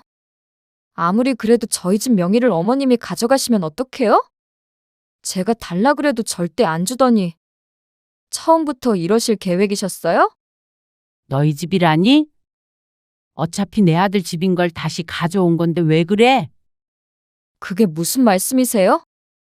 아들한테 준 집이라서 시부모한테 며느리 노릇 안 한다고 해서 여태 그렇게 살았잖아. 남처럼. 그런데 어차피 너희 집도 아닌 걸 내 명의로 바꿨다고 왜 뭐라고 그러는 거야? 그러자 며느리는 말문이 막힌 듯 했습니다. 그리고 애도 네가 정 안 보여주겠다면 안 보고 살 의향도 있어. 어머님, 앞으로는 너희 일에 일절 신경 안 쓰려고 하니까 부부 일은 부부가 알아서 해. 처음부터 양가의 도움 없이 결혼했다고 생각하고 말이야. 어차피 고마워한 적도 없잖니. 그러자 며느리는 꿀먹은 벙어리가 되어서 전화를 끊었습니다. 아무리 그렇다고 해도 충격이 클 것이었습니다. 수억이나 하는 집이 눈앞에서 사라졌으니 말이죠. 앞으로는 아들 며느리가 허리띠 졸라매고 살아야 할 것이었습니다. 아이까지 생긴 마당에 쉽지 않은 일이겠지만 이제는 그것까지 심씨 부부가 돌봐줄 순 없었습니다. 며느리는 얼마 뒤 심씨 부부에게 사과를 해왔습니다. 저도 나름의 고충이 있었어요. 서운한 마음도 커서 그랬던 거예요. 어머님, 아버님 무시하려는 의도는 없었어요. 석현 씨 앞으로라도 다시 해주세요. 아니, 그거로는 우리 노후 자금 하기로 마음먹었어. 어차피 시부모에게 아무 도움도 못 받았다고 생각하면서 살았잖니. 앞으로도 크게 다를 것 없을 테니까 너희 힘으로 살아봐. 심씨 부부는 그 말을 마지막으로 며느리와의 전화를 끊었습니다. 며느리가 아무리 후회해봤자 이미 심씨의 마음은 돌아섰습니다. 아들은 곧 이사를 나갔고 심씨는 집을 팔아버렸습니다. 정말로 처음부터 없었던 일처럼 말이죠. 아들은 며느리와의 불화가 있는 듯 했지만 그래도 스스로 극복해 나가는 듯 보였습니다. 아이가 있으니 쉽게 이혼하지는 않을 것이었습니다. 그리고 며느리는 다음 명절에 심씨의 집으로 아들, 손주와 함께 왔습니다. 다소 기가 죽은 듯한 모습에도 심씨는 딱함을 느끼지 못했습니다. 지금도 며느리가 했던 말들을 생각하면 다신 얼굴도 보고 싶지 않을 때가 있었습니다. 하지만 아들은 그런 며느리를 고쳐서 살아볼 모양인 듯 했습니다. 그래서 심씨 부부도 아예 안 보고 살진 않더라도 적당한 거리는 항상 둘 생각이었습니다. 그래야 서로 상처받는 일이 없을 테니 말이죠. 심씨 부부는 이제는 며느리뿐만이 아니라 아들에게서도 관심을 놓을 생각이었습니다.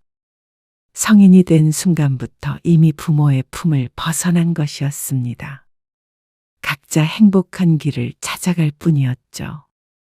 그래도 아들에게서 집을 돌려받은 덕에 심씨 부부의 노후가 좀 더 풍족해졌다는 장점은 있어서 다행이었습니다. 그렇게 생각하고 살아가기로 했습니다.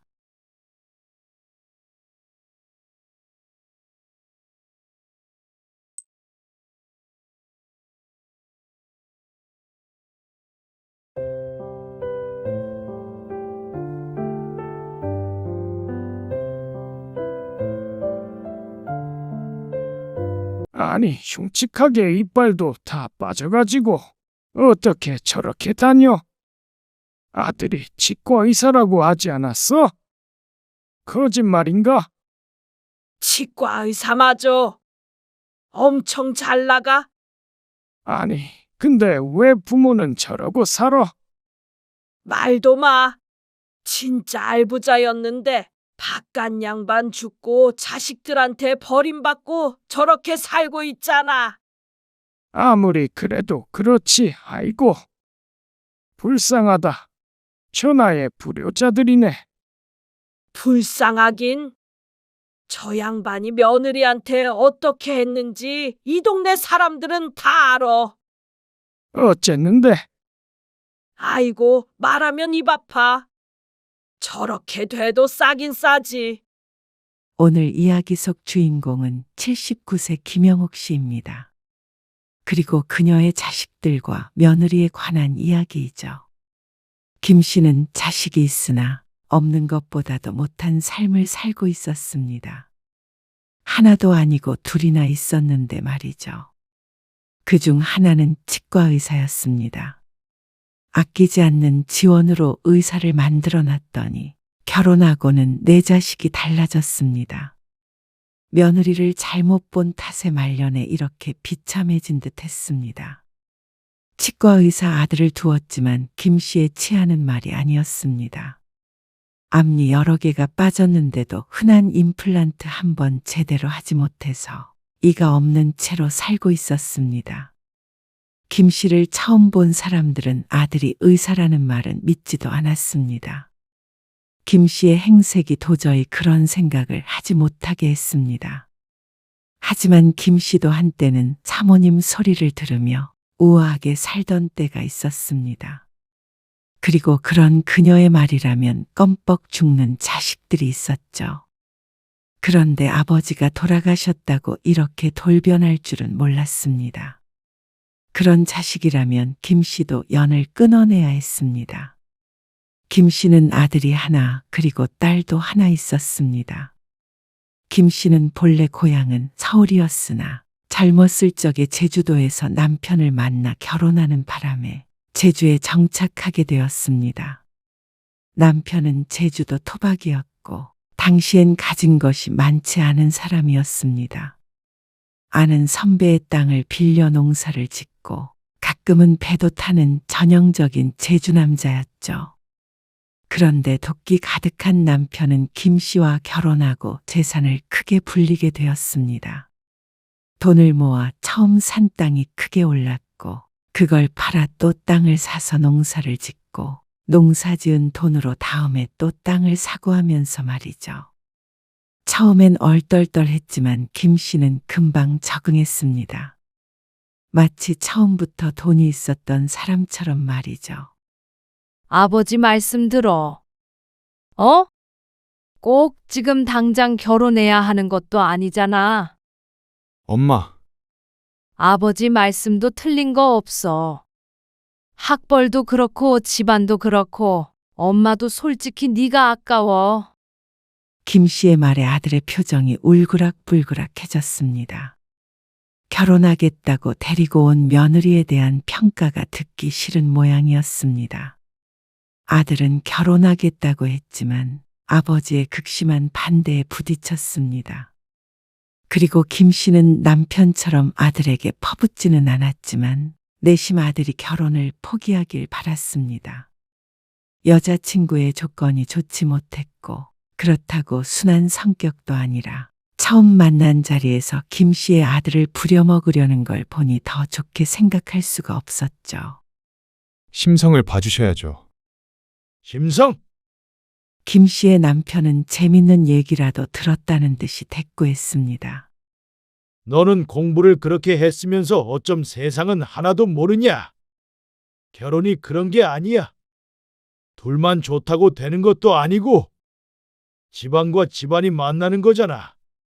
그리고 어머니도 일찍 돌아가셨다며. 요즘 그런 게 뭐가 중요해요. 왜 안 중요해? 가정교육이 제일 중요하지. 그러지 말고 연애만 해, 연애만. 너 선자리는 차고 넘치게 들어오니까. 치과 의사인 아들이 너무나도 평범한 여자와 결혼한다는 사실을 김 씨의 남편은 인정할 수가 없었습니다. 그래서 자꾸만 아들의 여자친구를 깎아내리는 말을 하게 되었습니다. 명호야. 그러다가 아버지한테 쫓겨나. 응? 쫓겨나도 상관없어요. 제 결혼이니까 제가 결정할게요. 그때가 아들에게 처음으로 실망을 했을 때였습니다. 그렇게 고생해서 의사를 만들어 놨더니 엉뚱한 대로 장가를 보내는 기분이었습니다. 남편도 아들을 죽이네 살리네 했지만 정말로 그러지는 못했습니다. 하나밖에 없는 자랑스러운 아들이 죽어도 결혼을 하겠다는데 말릴 재간이 없었습니다. 하지만 남편의 불같은 성질을 며느리마저 피해갈 수는 없었습니다. 그렇게 음식 솜씨가 없어서 어디다가 써먹어. 아, 입에 안 맞으세요? 국은 짜고 반찬은 싱겁고 헤이. 간 잘 맞춘다고 한 건데. 가져다가 개나 갖다 줘라. 집에서 살림한다는 애가 참. 죄송해요. 근데 자꾸만 근데 할래. 소연아, 얼른 치워. 더 화내시기 전에. 네, 얼른 상을 내가는 뒷모습에 김 씨가 혀를 찼습니다. 남편이 심하게 말은 하긴 했어도 며느리도 참 너무했습니다. 남편 잘 만나서 집에서 편히 살림하고 살면 최소한 밥 정도는 먹을만 하게 지어야 하는 거 아닌가 싶었습니다. 김 씨가 팔을 다쳐서 깁스를 하는 바람에 며느리가 며칠째 집으로 와서 밥을 차려주고 있는데 몇 끼마다 이렇게 시끄러웠습니다. 남편이 밥상을 몇 번이나 엎어버리려고 하는 걸 김 씨가 겨우겨우 말려야 했죠. 너 시아버지한테 자꾸만 말대꾸 하면서 매를 버니? 그게 아니고요. 겉봐. 지금도 그냥 죄송합니다 하면 될걸. 네, 죄송합니다. 고개를 푹 숙인 며느리 머리 위로 김 씨의 혀 차는 소리가 들려왔습니다. 그게 다 하나하나가 예절인 거야. 다른 데서 그러면 가정교육 못 받았다고 해. 죄송합니다. 요리학원을 다니던가 무슨 성이라도 보여야 할 거 아니야? 그래가지고 제사 음식은 어떻게 할 거야? 집에서 반대하는 결혼했으면 더 노력해야 해. 알았지? 마지막엔 김 씨도 사뭇 다정한 음색으로 말했습니다. 그러자 며느리가 입술을 꼭 깨물고 고개를 끄덕였습니다. 김 씨는 그 모습이 불쌍하기도 했지만 참 억울하기도 했습니다.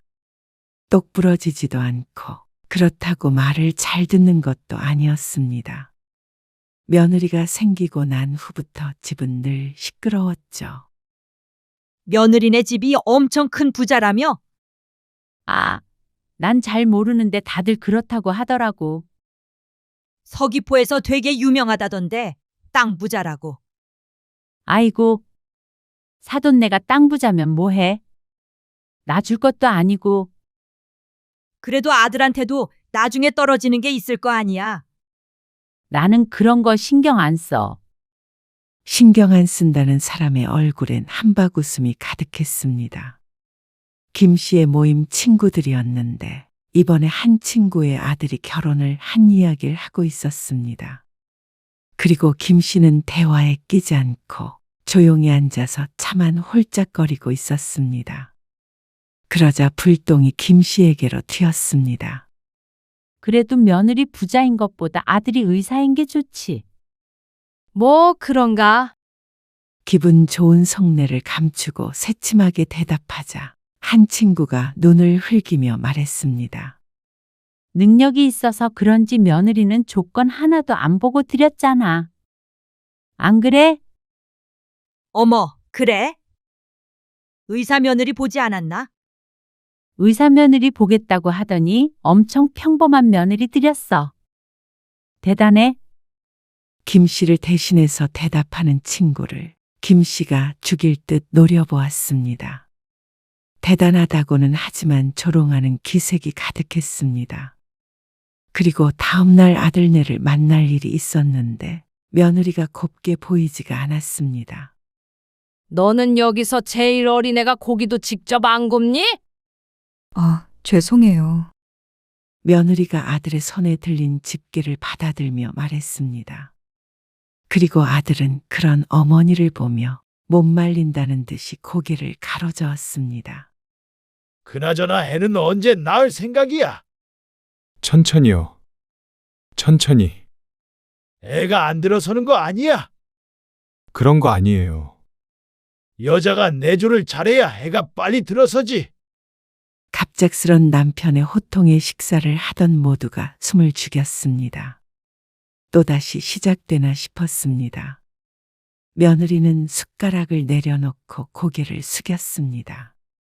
아들은 지겨운 듯 한숨을 쉬었지만 그마저도 반항적이지는 못했습니다. 내가 그러라고 집도 사주고 병원도 차려주고 한 줄 알아? 아무튼간 마음에 안 들어. 받은 것이 많은 자식은 부모에게 따지지 못했습니다. 아들조차도 며느리를 구박하는 아버지를 적극적으로 말리지 못했습니다. 남편의 성화의 며느리는 곧 아이를 가졌습니다. 그나마 임신 기간에는 괴롭힘이 덜했습니다. 하지만 아이를 낳고 남편의 건강이 안 좋아지면서 며느리의 고생이 시작되었다고 할 수 있었습니다. 선우 엄마, 나는 오늘 모임이 있어서 나가봐야 하거든. 아버지 수발 잘 들고 있어. 아, 어머님. 저 오늘 친정 아버지 오신다고 잠시 외출하겠다고 말씀드렸었는데요. 아, 그게 오늘이야? 깜빡했다. 갑자기 취소할 수가 없어. 그럼 저는 어쩌죠? 아가씨한테 부탁하시면. 걔를 왜 불러? 일하는 애를.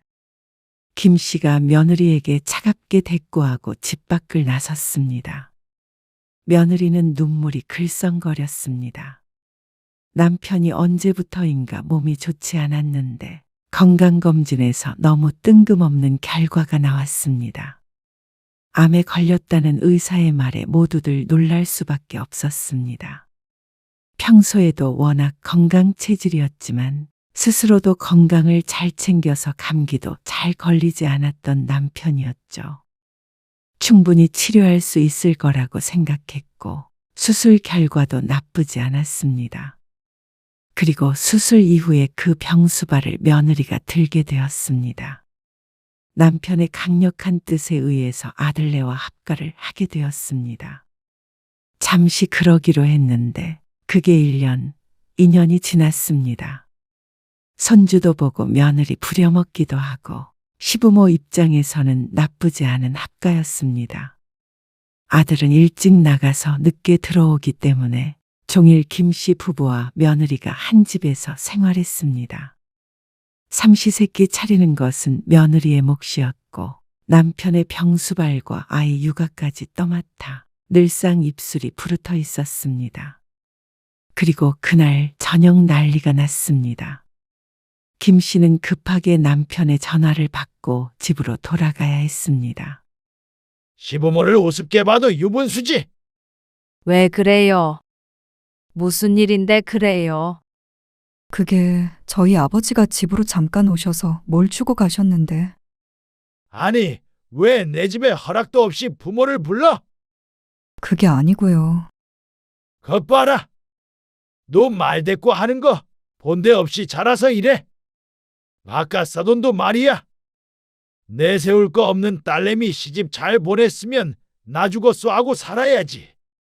어딜 와가지고 시집살이가 어쩌고 저쩌고야. 아마 바깥사돈이 와서 남편의 기분을 상하게 한 모양이었습니다. 그렇다고 장인어른을 쫓아내셨어요. 아들이 옆에서 낮은 음성으로 말했습니다. 내 집에 내가 안 들이겠다는데 뭐? 김 씨는 남몰래 이 말을 짚었습니다. 집으로 찾아온 바깥사돈을 남편이 쫓아내버린 듯했습니다. 며느리는 울고 있었고 아들도 화가 난 듯 보였습니다. 아무리 남편이 며느리에게 뭐라고 해도 화를 낸 적이 없었던 아들이었는데 말이죠. 죄송합니다. 뭐라 한마디 하려던 아들의 팔을 며느리가 다급하게 붙잡고는 무릎을 꿇었습니다. 죄송해요. 제가 실수했어요. 그리고 저희 아빠가 무례하게 군 것도 죄송합니다. 바짝 낮춘 채로 잘못을 비는 며느리를 남편이 한참을 못마땅한 얼굴을 하고 쳐다보았습니다. 그러고는 또 상처가 되는 모진 말을 몇 번 내뱉고 방으로 들어갔습니다. 건강이 좋지 않아 잠시 합가를 했지만 그래도 그 성격은 여전히 팔팔했죠. 얘, 너는 어쩜 하루라도 조용할 날이 없니? 죄송합니다. 김 씨는 혀를 찾고 며느리는 한참을 무릎 꿇은 상태로 앉아 있었습니다. 여보, 일어나. 아들이 그런 며느리를 일으켰습니다. 차라리 사람을 쓰시라니까요. 왜 선우 엄마를 못 잡아 먹어 안달이세요? 뭐? 못 잡아먹는다니? 무슨 말을 그렇게 하니? 제가 가사일 할 사람이랑 아버지 병수발 들 사람도 다 구해드릴게요. 누군 돈이 없어서 안 부르는 줄 알아? 네 아버지 성격에 가만히 계시겠다. 제발 좀. 그러면 어머니만이라도 선우 엄마한테 그러지 마세요. 네? 어머, 얘 좀 봐. 나는 선우 엄마 엄청 챙겨. 너도 알잖아. 그러자 아들이 더 이상 김 씨와는 대화를 못하겠다는 듯이 돌아섰습니다. 김 씨는 기가 찼습니다. 그래도 이 집에서 며느리의 방패막이 되어주는 게 자신인데 그걸 몰라주는 모양이었습니다. 참, 배부르고 등 따숩게 사는 게 다 누구 덕인데? 며느리가 괘씸했습니다. 없는 집에서 시집 온 며느리, 좋은 집 살며 의사 사모 소리 들으며 사는 것도 감지덕지 해야 하는 거 아닌가 싶었습니다. 그런데 왜 자꾸만 부모 자식 사이를 갈라놓으려고 하는지 몰랐죠. 그렇게 김 씨 부부는 3년간 아들 며느리와 함께 살았습니다. 그리고 남편이 건강을 되찾고 아들네는 다시 분가를 했습니다. 분가할 때도 그 과정이 순탄치 않았고 따로 살면서도 며느리는 며느리 역할을 제대로 해내야 했습니다. 딸은 출가 외인이기에 김 씨 부부는 모든 일을 아들 내외에게 의지했습니다. 김 씨는 자신이 참 복받은 사람이라고 생각했습니다. 경제적으로 어려움 없이 살고 있었고 아들은 잘 나가는 의사에다가 딸도 그럭저럭 시집 잘 가서 잘 살고 있었습니다. 그리고 며느리도 마음엔 꼭 차진 않아도 그런대로 순종적이고 헌신적이었습니다. 말년이 이 정도면 괜찮다 싶었습니다. 주위에서도 하나같이 다들 김 씨를 부러워했고 말이죠. 그렇지만 남편의 위암이 재발하며 김 씨의 인생은 소용돌이 속으로 들어가게 되었습니다. 나 죽으면 그래도 아들내미밖에 없는 거야. 그러니까 내가 하라는 대로 해. 아니, 왜 죽는단 소리를 해요? 죽은 다음에 이러쿵 저러쿵 말 나오는 게 싫으면 지금 정리하라는 말이야. 그래서 민선이한테는 1억 주고 나머지 재산은 전부 민호 앞으로 주라는 거죠? 그래. 당장 그렇게 해.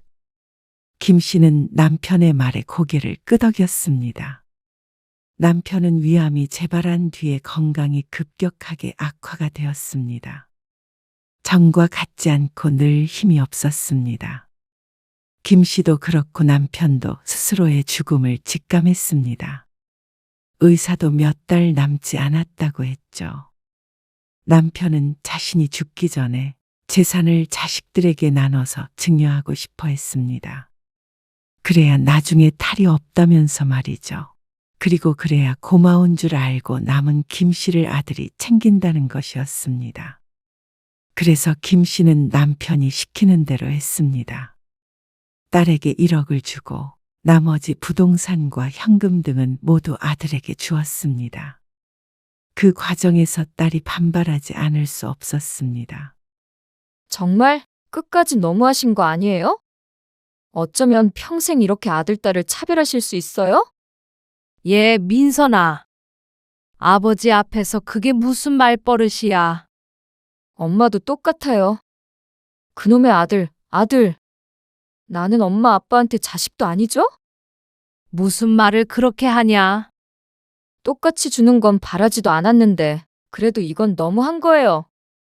1억이나 주는데 배부른 소리를 한다고 할 수도 있겠지만 김 씨의 딸이 이렇게 화를 내는 것도 이유가 있었습니다. 건물과 땅까지 모두 합친다면 김 씨 부부의 재산이 1억과는 비교도 안 되었기 때문이었습니다. 실제로 아들에게 증여한 재산이 수십억이었습니다. 그러니 딸이 이토록 억울해하는 게 이해가 갔습니다. 하지만 김 씨는 어쩌겠나 싶었습니다. 그래도 장남과 같을 수는 없었습니다. 남은 부모도 책임져야 하는 의무가 아들에게 있으니 딸에게 1억을 챙겨준 것도 적은 것은 아니라고 생각했죠. 오빠가 얼마나 잘 챙길지는 몰라도 나중에 저 원망 마세요. 저도 엄마 아빠가 해준 만큼만 할 테니까. 저런 못된 것을 봤나? 남편이 딸을 손가락질하며 피토하듯 욕을 내뱉었습니다. 여보, 진정해요. 그런 남편을 말린 김 씨는 얼른 딸을 돌려보냈습니다. 꼭 아픈 부모를 찾아와 돈 타령을 해야 하나 싶어서 딸에게도 실망을 많이 했죠. 나중에 원망을 말라는 협박 섞인 말도 마음에 들지 않았습니다. 하지만 김 씨는 콧방귀를 뀌었습니다. 김 씨는 살던 집도 아들 명의로 바꿔주었고 만약 남편이 죽으면 이 집이 아닌 아들네 집에 들어가서 살 생각이었습니다. 그래도 아들 집이 김 씨네보다 깔끔하고 시내에 있어 동네가 살기에 더 좋았습니다. 그렇게 재산을 정리하고 나서 불과 3개월 뒤에 남편은 병원에서 눈을 감았습니다. 그런데 남편의 숨이 끊기기 전 온 가족이 모여있는 병실에서 며느리의 말을 듣고는 김 씨는 그대로 뒤로 넘어갈 뻔했습니다. 아버님, 다음 생에는 우연이라도 제발 마주치지 말아주세요. 이렇게 가시는 것도 벌 받으신 거예요. 흐느끼듯 하는 말에 병실은 고요해졌습니다. 아들은 며느리의 말을 듣고 말리기는커녕 뒤에서 고개를 돌려버렸습니다. 그리고 딸도 사위도 아무 말 않고 서 있었습니다. 경악한 것은 김씨뿐이었습니다. 남편은 그 말을 또렷하게 들었는지 안 들었는지는 확신하지 못했습니다. 삐빅거리는 기계음이 대답처럼 돌아올 뿐이었습니다. 너 지금 뭐라고 그런 거야? 김씨의 물음에 며느리는 대답하지 않았습니다. 너 제정신이니? 어떻게 인간으로 태어나서 그런 말을 해? 이런 미친 것을 봤나? 김씨는 화가 나서 며느리에게 달려들려다가 아들에게 제지당했습니다. 너는 어떻게 네 아버지한테 이런 말을 하는데 가만히 있어? 그러자 아들의 반응이 더 기가 막혔습니다. 선우 엄마가 뭘 그렇게 심하게 말했는데요. 뭐? 틀린 말 한 거 하나 없어요. 그리고 아버지는 죗값 다 치르지도 않고 가시는 거예요. 뭐야? 너 지금 무슨 소리를 하는 거야? 그동안 선우 엄마가 참고 산 세월이 얼만 줄이나 아세요? 어머니 아버지가 얼마나 선우 엄마한테 모질게 굴었는지 기억 안 나세요? 선우 엄마가 떠나겠다는 거 제가 매번 빌면서 붙잡았어요. 전 앞으로 선우 엄마한테 평생 갚으며 살 거예요. 그동안 맘고생시킨 죄를요. 그게 내 탓이라는 거니? 나는 그래도 선우 엄마 편도 들어주고. 아니요. 어머니도 아버지랑 똑같았어요.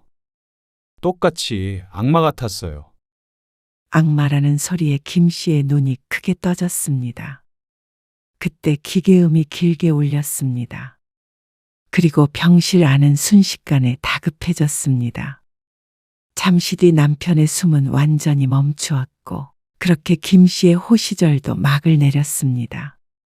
누구세요? 어느 날 울리는 초인종에 김씨가 들뜬 마음을 하고는 문을 열었습니다. 그런데 보이는 낯선 얼굴에 실망했습니다. 아들이나 딸이 찾아온 줄 알았습니다. 혼자 남은 부모가 가엾어 들여다 보러 말이죠. 딸은 남편의 장례 이후로 김씨가 전화를 해도 잘 받지 않았습니다. 그래서 김씨도 자존심이 상해 더는 전화하지 않았습니다. 그리고 아들은 그날 이후로 김씨의 인생에서 사라진 듯 했습니다. 전화를 해도 받지 않았고 메시지에도 답이 없었습니다. 그리고 그건 며느리도 마찬가지였습니다. 어느 날은 하도 답답해서 찾아갔는데 누구도 나와보지 않았습니다. 아무리 기분이 상했어도 부모를 이렇게 취급하나 싶었습니다. 그래서 더럽고 치사해서 김씨도 자식들과 연을 끊자 생각하고 지냈습니다. 그런데도 내심 기대를 한 모양이었습니다. 자식들이 찾아왔다고 착각한 것을 보면 말이죠. 부동산에서 나왔습니다. 네? 부동산이요? 부동산에서 저희 집엔 왜? 아, 이 집 판다고 하셨잖아요. 네, 아니에요. 그런 일 없어요. 그 아드님인가? 통화를 했는데요. 방금 전에도 이것 보세요. 그러면서 휴대폰을 보여주는데 통화 목록엔 아들 번호도 있었고 문자 메시지에는 매매 의뢰한 내용도 있었습니다. 정신이 번쩍 드는 기분이었습니다. 그래서 부동산 직원과 일행을 쫓아내버렸습니다. 심장이 벌렁거렸습니다. 생활비가 떨어져 가는데 아들과는 연락도 안 되고 곤란해서 집 대출을 알아봐야 하나 생각하고 있었습니다. 그런데 대출도 집이 아들 명의라 방도가 없어서 요즘 좀 심란하던 차였습니다. 그런데 살던 집도 팔아버린다는 말이었습니다. 황당하기도 하고 화가 나기도 했습니다. 어떻게 아버지 돌아가셨다고 이렇게 싹 안면몰수하나 싶었습니다. 아들이고 딸이고 똑같았습니다. 혼자 있는 엄마가 불쌍하지도 않은 모양이었습니다. 그런다고 집까지 팔 생각을 하는 건 천하의 불효자란 말로도 설명이 다 되지 않았습니다. 그리고 몇 번 더 찾아온 부동산 직원에게 문을 열어주지 않자 오랜만에 아들에게서 전화가 왔습니다. 그 집 팔 거예요. 그러니까 집 비워주세요. 빨리 팔면 이달 중으로 생각하고 있어요. 뭐? 그럼 엄마는 어디 살으라고? 집 구해드릴게요. 그 말에 조금은 안심이 되었습니다. 그래도 맨몸으로 부모를 쫓아내지는 않을 모양이었습니다.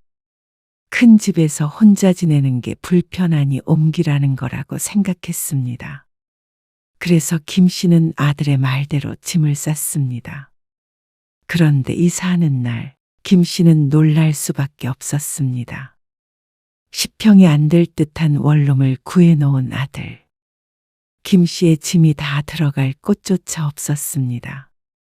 대부분 가전은 버려야 했습니다. 원룸방에 허탈하게 앉아 허공을 바라보았습니다. 자신에게 무슨 일이 일어나고 있는지 알 수가 없었죠. 김 씨는 더듬더듬 휴대폰을 들어 아들에게 전화를 걸었습니다. 지금 나보고 여기서 살라는 거야? 네. 혼자서는 그 집도 괜찮아요. 이럴 거면 차라리 돈 돌려줘? 무슨 돈이요? 아버지는 너희가 날 데리고 살 줄 알고 그 재산을 다 준 거야. 근데 이런 경우가 어디 있냐? 돌아가신 네 아버지가 무덤에서 나오겠다. 그 돈은 어머니 손으로 직접 주신 거잖아요. 잊으셨어요? 그건 그러니까 너희는 나를 부양할 의무가 있는 거야. 그러게 어머니 몫은 두고 주셨어야죠. 그걸 말이라고 해? 아들이 왜 자신에게 이러는지 몰랐습니다. 아들을 의사로 키워놨더니 이제 와서 부모를 저버릴 생각인 듯 했습니다. 너는 엄마한테 그러면 안 된다. 어머니도 저희한테 그러시면 안 됐어요.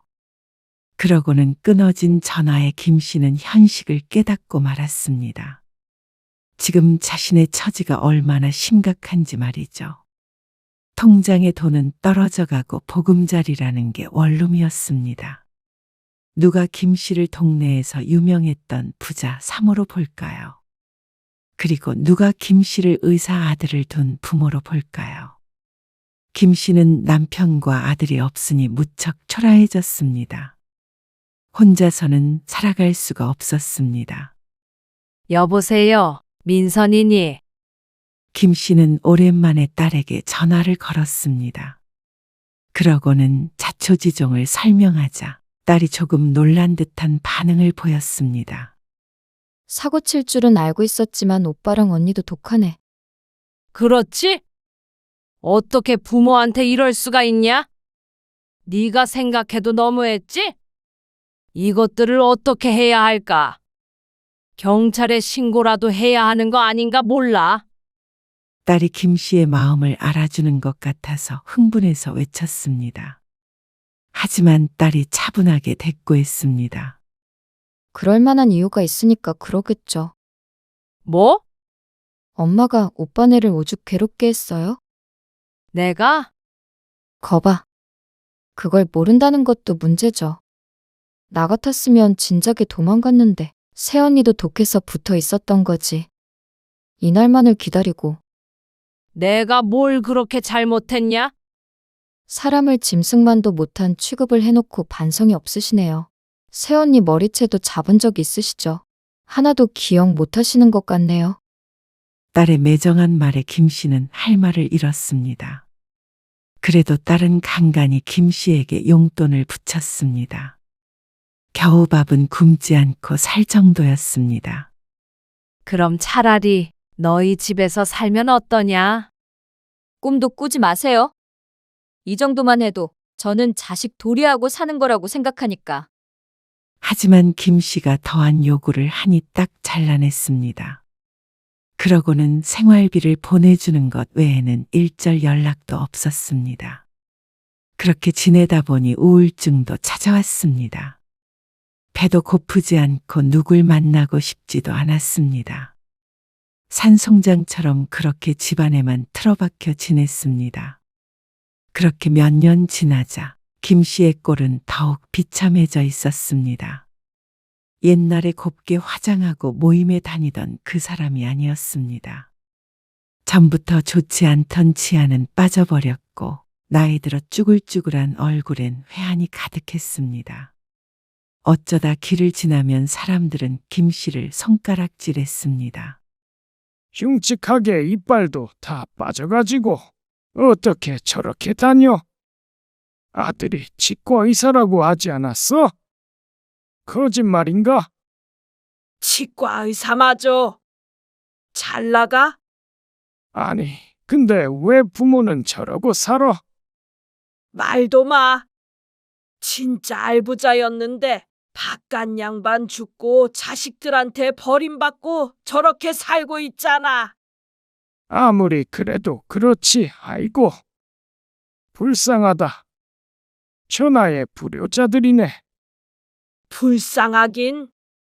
저 양반이 며느리한테 어떻게 했는지 이 동네 사람들은 다 알아. 어쨌는데? 아이고, 말하면 입 아파. 저렇게 돼도 싸긴 싸지. 김 씨는 손으로 입을 가렸습니다. 그리고 지난번에 아들네 찾아갔다가 문전박대 당하던 날을 떠올렸습니다. 남편 재산을 조금이라도 받기 위해서 갔지만 집안에는 발도 못 들였습니다. 미안하다. 내가 미안했다. 이만 용서해줘라. 늙으니 불쌍하지도 않냐. 결국 김 씨는 자신의 잘못을 인정해야 했습니다. 그리고 아들과 며느리에게 사과를 했습니다. 이제라도 미안한 줄 아셨으면 됐어요. 그러면 이만 나 좀 보살펴줘라. 매달 생활비는 조금씩 드릴 수 있어요. 하지만 부모 자식 간의 정은 기대하지 마세요. 며느리의 차가운 대답에 아들은 별말을 하지 않았습니다. 부모보다는 자신의 가정을 택한 듯 했습니다. 김 씨는 그렇게 집으로 돌아와야 했습니다. 이가 없는 부모를 보고도 눈 하나 깜빡하지 않던 아들에게는 더 이상 아무것도 바랄 수가 없었습니다. 이렇게 모든 게 끝인 모양이었습니다. 그나마 생활비를 조금이나마 대주겠다고 한 것이 다행이라면 다행일까. 그렇게 김 씨는 아들, 딸 도움을 조금씩 받아 연명했습니다. 돈은 받지만 누구도 김 씨를 부모 대접을 해주지 않았습니다. 생일에도 명절에도 전화 한 통 하는 자식이 없었습니다. 김 씨는 땅을 치며 후회했습니다. 김 씨가 후회하는 건 하나였습니다. 남편의 말대로 모든 재산을 자식들에게 주었던 그때를 후회했습니다. 어째서 내 몫은 전혀 생각을 못했는지 참 어리석었습니다. 하지만 아들의 말대로 김 씨 스스로 그렇게 했기에 할 말이 없었습니다. 후회밖에 김 씨가 할 수 있는 일이 없었죠.